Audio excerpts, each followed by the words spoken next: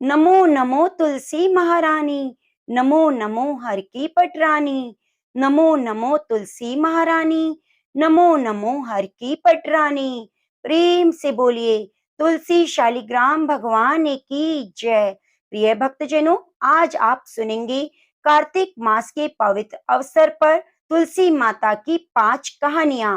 तो आप प्रिय भक्तजनों, इन कहानियों को पूरी श्रद्धा और प्रसन्नचित मन से पूरा अवश्य सुनिए, जिससे आपको भगवान शालिग्राम की असीम कृपा प्राप्त हो सके। तो आइए तुलसी माता को नमन करते हुए कमेंट बॉक्स में तुलसी माता की जय लिखते हुए कथाओं को शुरू करते हैं। एक कन्या थी, जब वह थोड़ी बड़ी हुई, उसको समझ आने लगा, तब से वह तुलसी माता की पूजा करने लगी।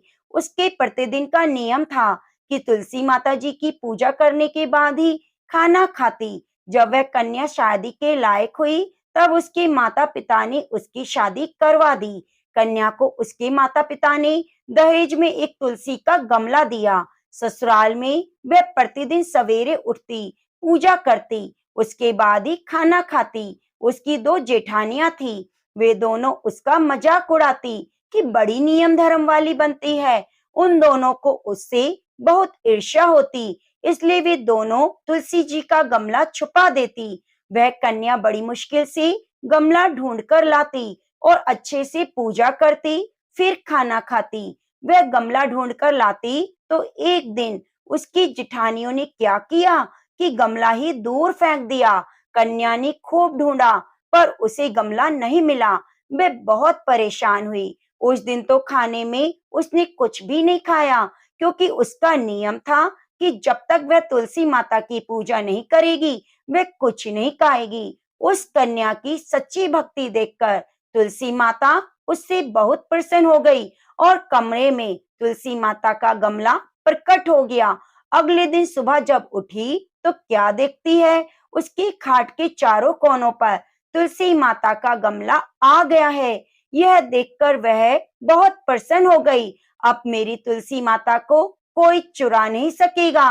पूजन करने के लिए भी कहीं जाना नहीं पड़ेगा।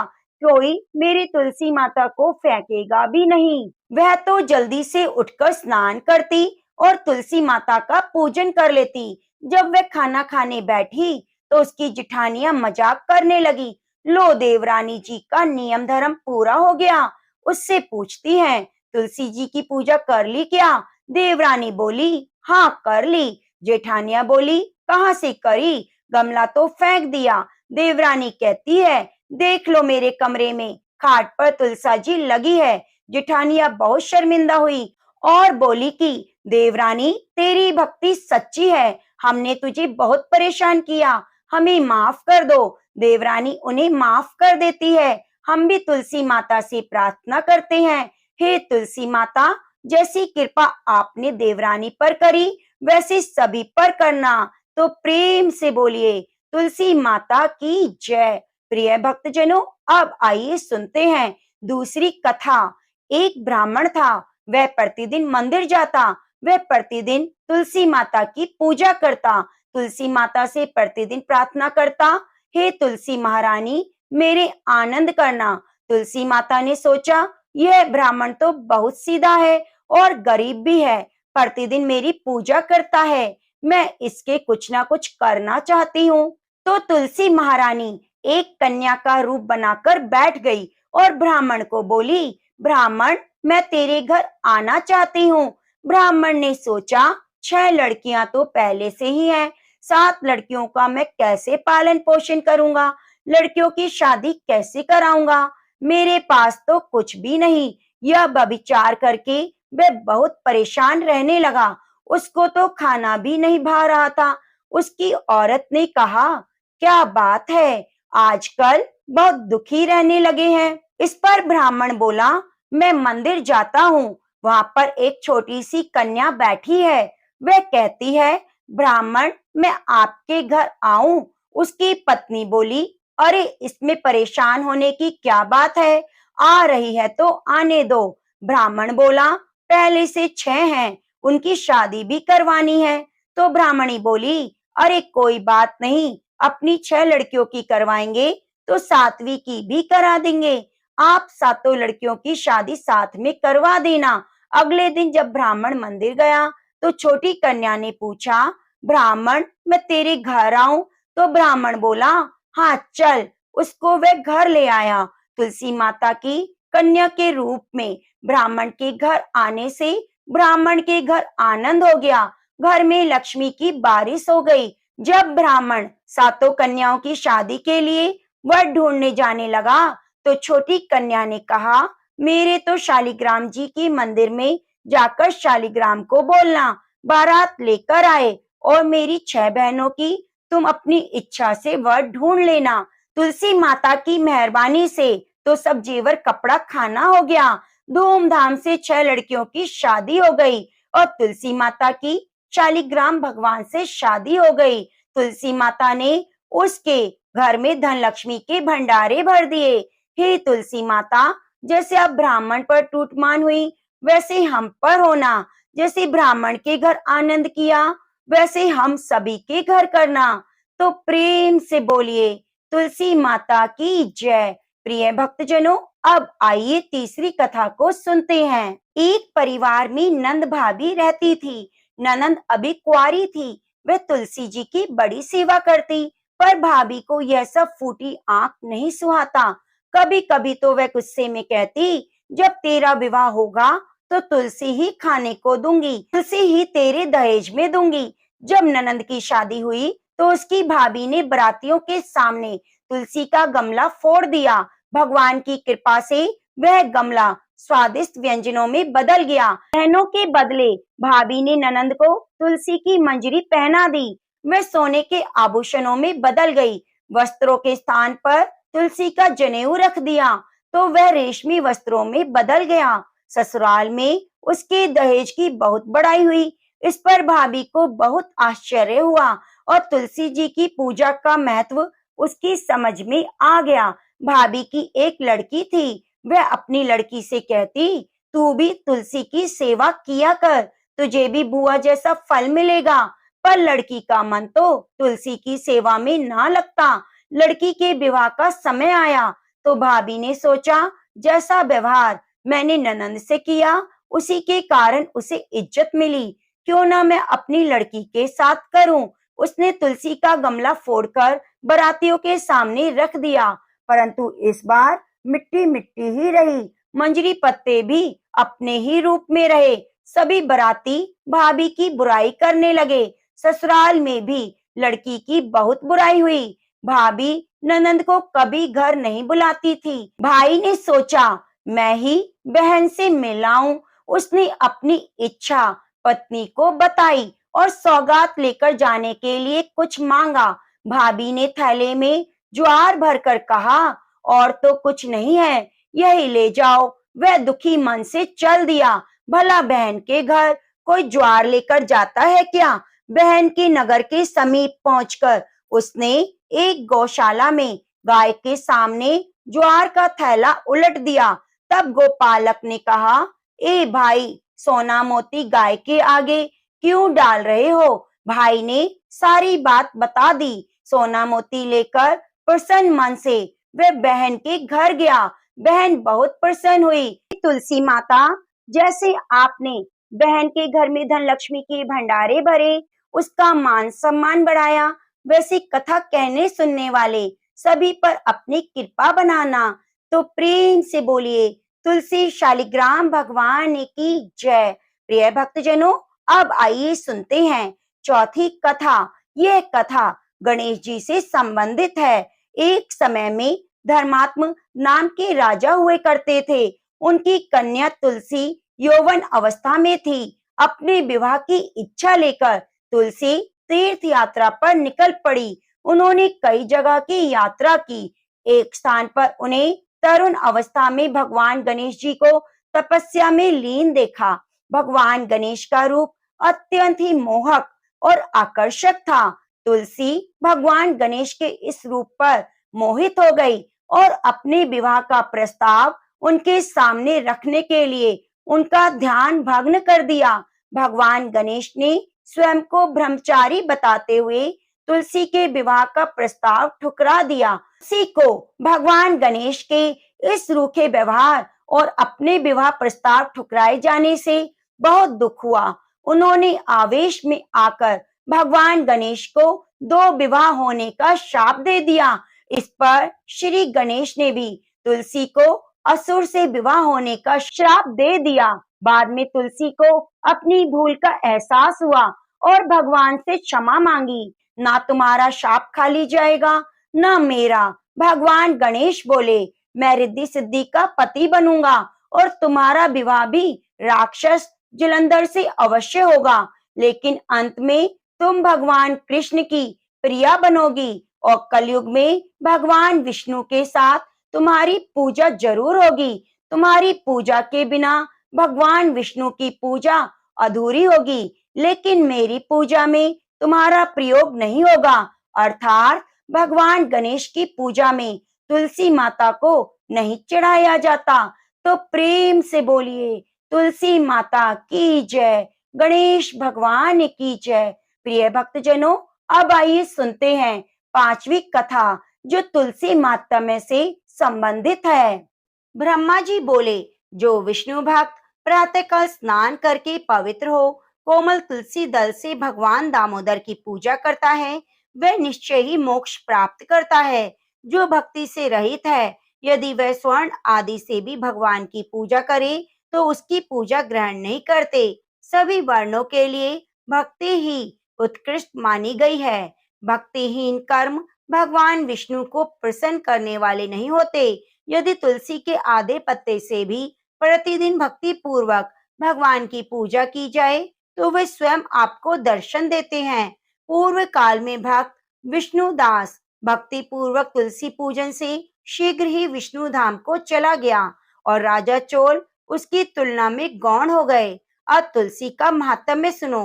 पापों का नाश और पुण्य की वृद्धि करने वाली है। आपकी लगाई हुई तुलसी जितना ही अपने मूल का विस्तार करती है, उतने ही सहस्त्र युगों तक मनुष्य ब्रह्मलोक में प्रतिष्ठित होता है। यदि कोई तुलसी संयुक्त जल में स्नान करता है तो वह पापों से मुक्त होकर भगवान विष्णु के लोक में आनंद का अनुभव करता है। महामुनि जो लगाने के लिए तुलसी का संग्रह करता है और लगाकर तुलसी का वन तैयार करता है, वे उतने ही पाप मुक्त होकर ब्रह्म भाव को प्राप्त होता है। जिसके घर में तुलसी का बगीचा विद्यमान है, उसका वह घर तीर्थ के समान है। वहां यमराज के दूत नहीं आते। तुलसी वन से पापों का नष्ट करने वाला, पुण्य और अभिष्ट कामनाओं को देने वाला है। जो श्रेष्ठ मानव तुलसी का बगीचा लगाते हैं, यमराज को नहीं देखते। जो मनुष्य तुलसी काष्ठ संयुक्त गंध धारण करता है, उसको पाप उसके शरीर तक स्पर्श भी नहीं कर पाते। जहाँ तुलसी वन की छाया होती है, वहीं पितरों की तृप्ति के लिए श्राद्ध करना चाहिए। जिसके मुख में, कान में, मस्तक पर तुलसी का पत्ता दिखाई देता है, उसके ऊपर यमराज भी दृष्टि नहीं डाल सकते। फिर दूतों की तो बात ही क्या है। जो प्रतिदिन आदर पूर्वक तुलसी की महिमा सुनता है, वह सब पापों से मुक्त होकर ब्रह्मलोक को जाता है। पूर्व काल की बात है। कश्मीर देश में हरिमेधा और सुमेधा नामक 2 ब्राह्मण थे, जो भगवान विष्णु की भक्ति में संलग्न रहते थे। उनके हृदय में संपूर्ण प्राणियों के प्रति दया भाव थी। वे सब तत्वों का यथार्थ मर्म समझने वाले थे। किसी समय वे दोनों ब्राह्मण तीर्थ यात्रा के लिए चले जाते। किसी दुर्गम वन में वे परिश्रम से व्याकुल हो गए। वहां उन्होंने एक स्थान पर तुलसी का वन देखा। उसमें से सुमेधा ने तुलसी का महान वन देखकर उसकी परिक्रमा की और भक्ति पूर्वक प्रणाम किया। यह देखकर हरिमेधा ने तुलसी का महात्म्य और फल जानने की बड़ी प्रसन्नता के साथ बार बार पूछा, हे ब्राह्मण, अन्य देवताओं, तीर्थ, व्रतों और मुख्य मुख्य ब्राह्मणों के रहते हुए तुमने तुलसी वन को क्यों प्रणाम किया और उसकी परिक्रमा क्यों की? सुमेधा बोला, महाभाग, यहाँ धूप सता रही है, इसलिए हम लोग उस बरगद के समीप चलते हैं। उसकी छाया में बैठकर मैं यथार्थ रूप से सब बात बताऊंगा। वहां विश्राम करके सुमेधा ने हरिमेधा से कहा, विप्रवर, पूर्व काल में दुर्वासा के शाप से जब इंद्र का ऐश्वर्य छिन गया, उस समय ब्रह्मा आदि देवताओं और असुरों ने मिलकर क्षीर सागर का मंथन किया। उसमें ऐरावत हाथी, कल्प वृक्ष, चंद्रमा, लक्ष्मी, उश्रवा घोड़ा, कौस्तुभ मणि, धन्वंतरी रूप भगवान श्रीहरि और दिव्य औषधियां प्रकट हुई। उस दिन अजरता और अमरता प्राप्त करने वाला अमृत कलश हाथ में लिए हुए धन्वंतरी प्रकट हुए। श्री विष्णु बड़े हर्ष को प्राप्त हुए। उनके नेत्रों से आनंद की अश्रु की कुछ बूंदें अमृत के ऊपर गिरी। उसने तत्काल ही मंडलाकार उत्पन्न हुई। इस प्रकार वहां प्रकट हुई लक्ष्मी और तुलसी को ब्रह्मा आदि देवताओं ने श्री हरि की सेवा में समर्पित कर दिया और भगवान ने उन्हें ग्रहण कर लिया। तब से तुलसी श्री जगदीश्वर विष्णु की अत्यंत प्रिय हो गई। संपूर्ण देवता प्रिय तुलसी की श्री विष्णु के समान पूजा करते हैं। भगवान नारायण संसार के रक्षक हैं और तुलसी उनकी प्रियतमा है, इसलिए मैंने उन्हें प्रणाम किया। सुमेधा तो इस प्रकार कह ही रहे थे कि सूर्य के समान अत्यंत तेजस्वी एक विशाल विमान उनके निकट दिखाई दिया। उन दोनों के आगे ही बरगद का पेड़ गिर पड़ा और दो दिव्य पुरुष निकले जो अपने तेज से सूर्य के समान संपूर्ण दिशाओं को प्रकाशित कर रहे थे। उन दोनों ने हरिमेधा और सुमेधा को प्रणाम किया।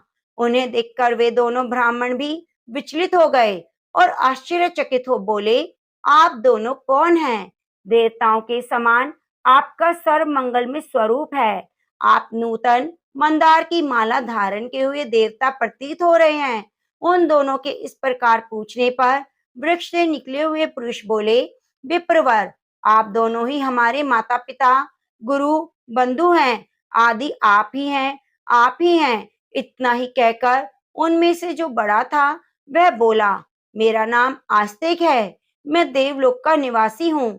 एक दिन मैं नंदन वन में एक पर्वत पर क्रीड़ा करने के लिए गया। वहां देवांगनाओं ने मेरे साथ इच्छा अनुसार विहार किया।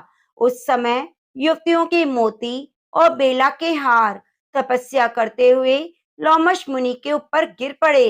वह देखकर मुनि को बड़ा क्रोध आया। उन्होंने सोचा, स्त्रियां तो परतंत्र हैं, यह सब उनका अपराध नहीं, यह दुराचारी आस्तिक ही शाप पाने योग्य है। ऐसा निश्चय करके उन्होंने मुझे शाप दे दिया।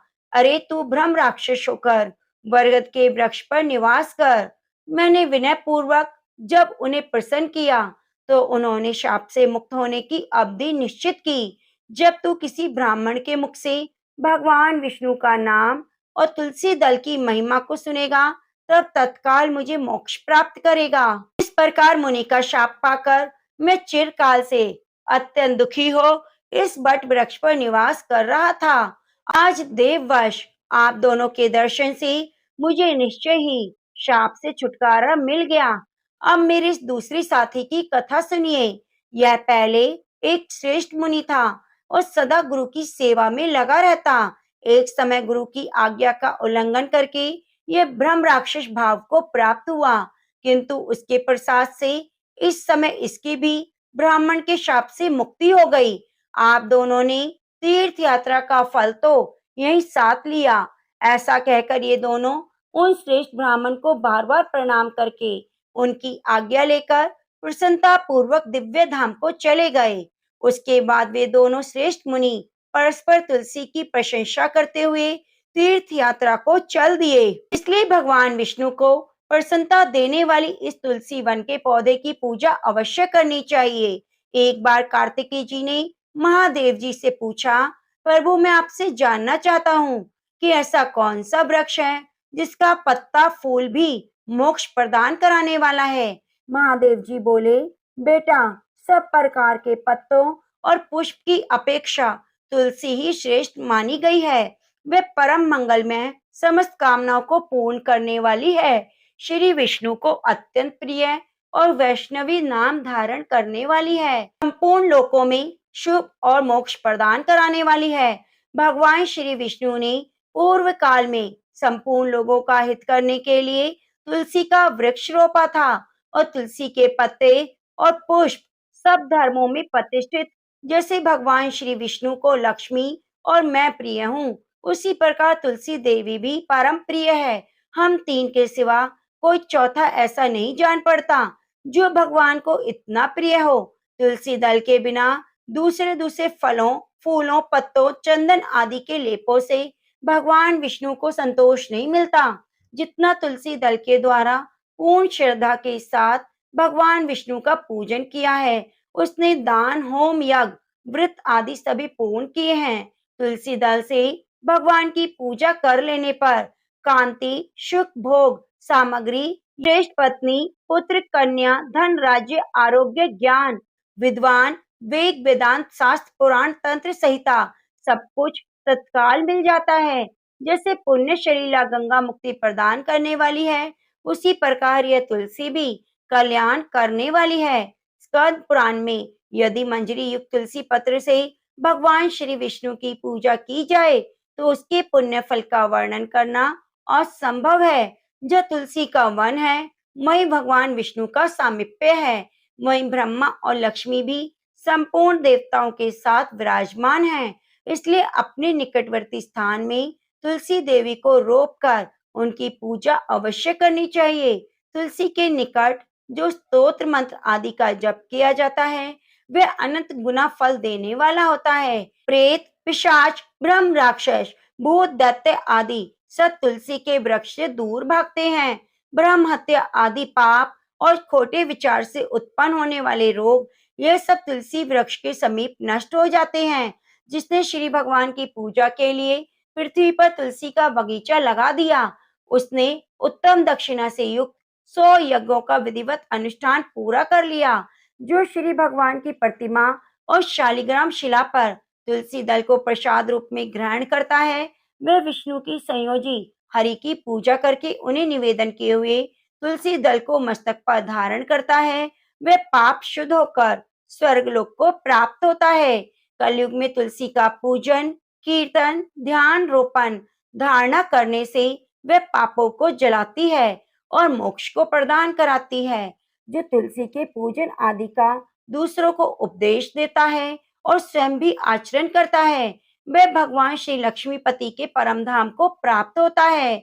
जो वस्तु भगवान श्री विष्णु को प्रिय जान पड़ती है, वह मुझे अत्यंत प्रिय है। श्राद्ध, यज्ञ आदि कार्यों में तुलसी का एक पत्ता महान पुण्य देता है। जिसने तुलसी की सेवा की है, उसने गुरु, ब्राह्मण, देवता, तीर्थ सबका भलीभांति सेवन किया है। इसलिए तुम तुलसी का सेवन करो। जो शिखा में तुलसी स्थापित करके प्राणों का परित्याग करता है, वह पाप राशि से मुक्त हो जाता है। स्वयं यज्ञ की भांति व्रत और स्वयं के द्वारा धीर पुरुष जिस गति को प्राप्त करता है, वही उसे तुलसी की सेवा से मिल जाती है।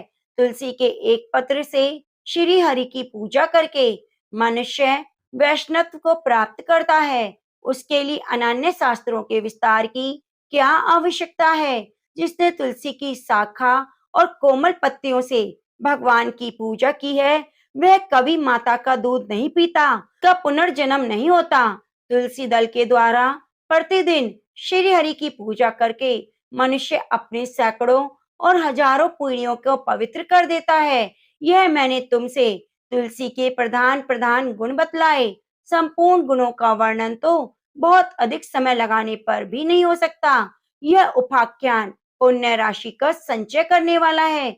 जो प्रतिदिन इसका श्रवण करता है, वह पूर्व जन्म में किए हुए पाप और जन्म मृत्यु के बंधन से मुक्त हो जाता है। इस अध्याय का पाठ करने वाले मनुष्य को कभी रोग नहीं सताते, अज्ञानता उसके निकट नहीं आती और वह सदा विजयी होता है। ब्राह्मणों ने कहा, गुरुदेव, हमने आपके मुख से तुलसी के पत्र और पुष्प का शुभ माध्यम सुना, जो भगवान विष्णु को बहुत प्रिय है। अब हम लोग तुलसी के पुण्य में स्तोत्र का श्रवण करना चाहते हैं। व्यास जी बोले, ब्राह्मणों, पहले स्कंद पुराण में जो कुछ बतलाया है, वह मैं कहता हूँ। शतानन मुनि के शिष्य कठोर व्रत का पालन करने वाले थे। उन सब में एक दिन गुरु को प्रणाम करके परम पुण्य और हित की बात पूछी। शिष्यों ने कहा, हे नाथ, बताइए, आपने पूर्व काल में ब्रह्मा जी के मुख से तुलसी जी के जिस स्तोत्र का श्रवण किया उसको हम सुनना चाहते हैं। शतानंद जी बोले, शिष्यगण तुलसी का नाम उच्चारण करने पर असुरों का दर्प दलन करने वाले भगवान श्री विष्णु प्रसन्न होते हैं और मनुष्य के पाप नष्ट हो जाते हैं। उसे अक्षय पुण्य की प्राप्ति होती है, जिसके दर्शन मात्र से करोड़ों गोदान का फल मिलता है। तुलसी का पूजन और वंदन लोग क्यों ना करें, क्योंकि संसार में वह मनुष्य धन्य है जिसके घर में शालिग्राम है और वह नित्य शालिग्राम पर तुलसी से पूजन करता है। कलयुग में भगवान श्री केशव की पूजा के लिए पृथ्वी पर तुलसी का वृक्ष लगाते हैं, उन पर यमराज अपनी दृष्टि नहीं डालते। हे तुलसी, तुम अमृत से उत्पन्न हो और केशव को सदा प्रिय हो। हे कल्याणी, मैं भगवान की पूजा के लिए तुम्हारे पत्तों को चुनता हूँ। तुम मेरी वरदायिनी बनो। तुम्हारे श्री अंगों से उत्पन्न होने वाले पत्रों मंजरों द्वारा मैं सदा ही श्री हरि का पूजन कर सकूं, वैसा उपाय करो। पवित्रा तुलसी, तुम कलमश का नाश करने वाली हो। इस भाव से मंत्रों से जो तुलसी दल को चुनकर उसे वासुदेव की पूजा करता है, उसकी पूजा का करोड़ गुना फल मिलता है। देवेश्वरी, बड़े बड़े देवता भी तुम्हारे प्रभाव का गायन करते हैं। मुनि, सिद्ध, गंधर्व, पाताल निवासी, साक्षात नागराज शेष और संपूर्ण देवता भी तुम्हारे भाव को नहीं जानते। केवल भगवान विष्णु ही तुम्हारी महिमा को पूर्ण रूप से जानते हैं। जिस समय क्षीर सागर का मंथन उद्योग प्रारंभ हुआ, उस समय श्री विष्णु के अंत से तुम्हारा प्रादुर्भाव हुआ। श्री हरि ने तुम्हें अपने मस्तक पर धारण किया। हे देवी, उस समय विष्णु जी के शरीर का संपर्क पाकर तुम पवित्र हो गई और तुलसी, मैं तुम्हें प्रणाम करता हूँ। तुम्हारे श्री अंग से उत्पन्न पत्रों द्वारा जिस प्रकार श्री हरि की पूजा कर सकूं, ऐसा कृपा करो जिससे मैं निर्विघ्न पूर्वक तुम्हारी पूजा कर सकूं और परम मोक्ष को प्राप्त हो सकूं। श्री कृष्ण ने तुम्हें गोमती तट पर लगाया और बढ़ाया।